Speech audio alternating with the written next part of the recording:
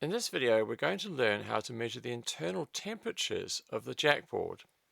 This video goes along with the Programming Activities Level 1, 2001-Activity 11. And for more information, go to jb.works and enter the TMT code below at the search prompt. Inside the JackBord, there are two internal temperature sensors. And if we look inside the JackBord, this top board here is the keeper, and it has the brain and pinky. And the internal temperature sensor is this chip right here. So when you look at the keeper temperature, that's the sensor where it's coming from.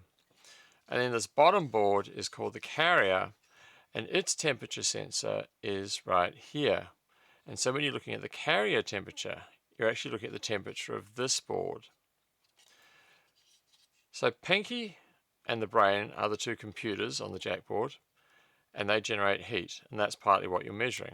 But you're also measuring the internal temperature when you look at the temperature readings from the JackBord. And they're of course influenced by things like the outside temperature or the temperature at which the process is running. So now let's look at the commands we can use to view these two temperatures. For this activity, you basically just need one charged JackBord. So the first thing we need to look at is the idea of system variables, because these are how you access the temperature readings in the JackBord. Now a variable is simply a value that varies, and they usually run and are used in programs, but on the JackBord you can also use them on the command line. Generally variables are something that you as a programmer later on will create, but system variables are variables that always exist and are used by the system. So there are two ones that we'll look at today. The first one is the keeper temperature system variable, which is /s_jb_temp, and then the carrier temperature, which is s_jbc_temp.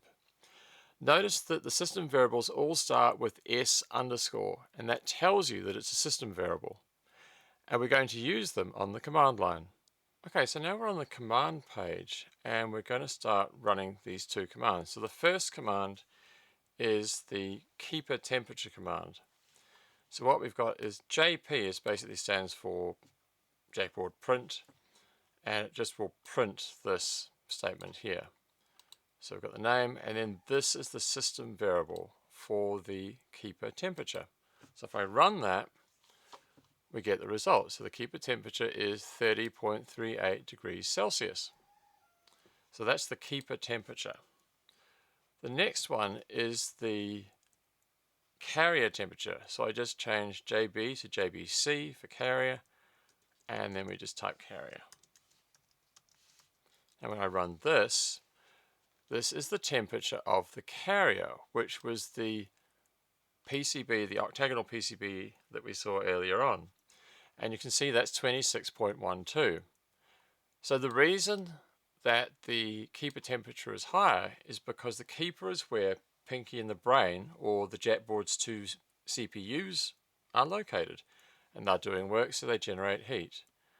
And then if we take another reading, you can say it pretty much changed the same. But if I take another keeper reading, it's gone up a wee bit. So it's gone from 30.38 to 30.62.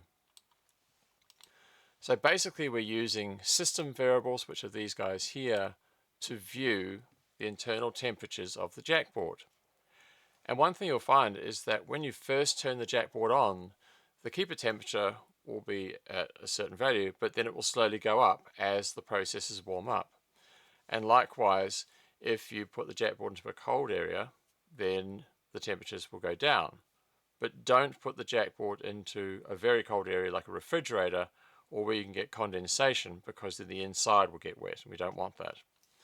So to summarize, the commands that we used are basically just displaying the values of system variables.